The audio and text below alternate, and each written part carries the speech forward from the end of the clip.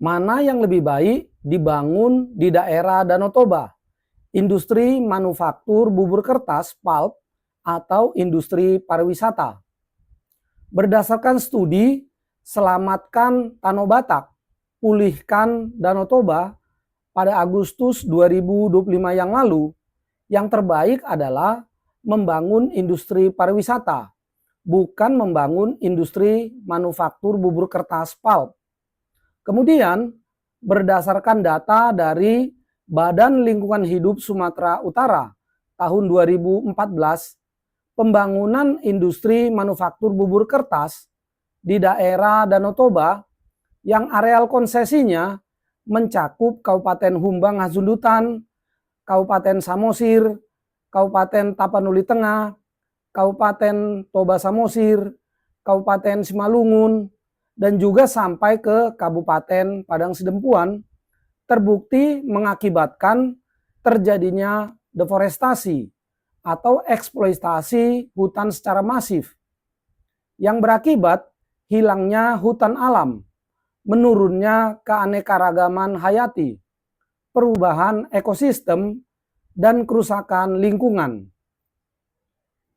Bencana banjir bandang yang menghanyutkan banyak kayu gelondongan dan mengakibatkan lebih dari 200 korban jiwa yang terjadi pada akhir November 2025 yang lalu juga diyakini masyarakat adalah dampak dari kerusakan hutan akibat penebangan dan pembalakan liar hutan-hutan di sekitar Danau Toba.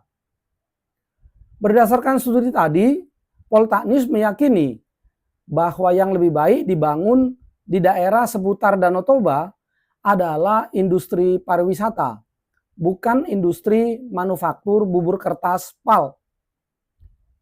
Berdasarkan peraturan Presiden nomor 89 tahun 2024, Danau Toba telah ditetapkan sebagai destinasi pariwisata nasional, DPN.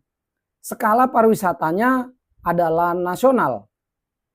Peraturan Presiden tersebut menjadi rencana induk untuk perencanaan, pelaksanaan, dan pengelolaan pariwisata di Danau Toba selama 20 tahun, yaitu tahun 2024 sampai tahun 2044. Hingga saat ini, rencana aksi dari roadmap atau peta jalan pembangunan destinasi pariwisata Danau Toba tersebut tampaknya belum bisa dijalankan dengan baik. Tetapi yang pasti adalah destinasi pariwisata Danau Toba sangat sulit untuk berjalan bersama dengan industri manufaktur bubur kertas. Kepentingannya berbeda. Industri manufaktur bubur kertas, pulp, membabat hutan alam dan menggantinya dengan satu jenis tanaman saja, yaitu eukaliptus. Sedangkan industri pariwisata justru menjadikan hutan alam sebagai basis pariwisata Danau Toba. Jadi, kita memang harus memilih satu dari keduanya. Untuk itu, perlu ada komitmen kuat dan kerjasama yang terpadu dari pemerintah, dari Kementerian Kehutanan, Kementerian Pariwisata, dan kementerian lembaga lainnya, dari Gubernur Sumatera Utara, dan dari 8 bupati-bupati di sekitar Danau Toba untuk melaksanakan rencana aksi roadmap peta jalan pembangunan destinasi pariwisata Danau Toba.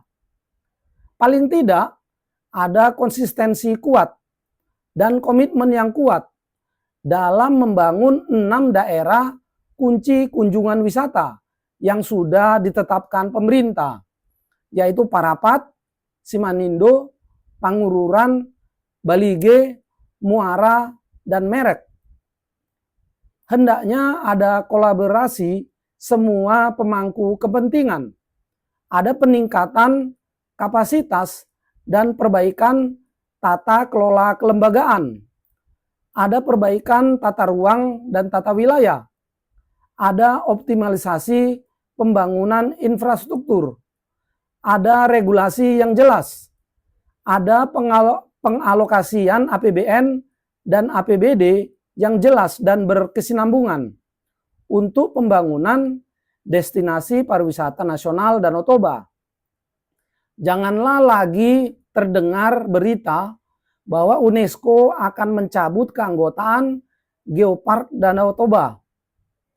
Gereja HKBP dan gereja-gereja lainnya juga perlu mengambil peran aktif dalam melaksanakan rencana aksi roadmap pembangunan destinasi pariwisata Danau Toba, mendidik dan meningkatkan kapasitas masyarakat Batak agar menjadi tuan rumah yang baik dan ramah bagi wisatawan.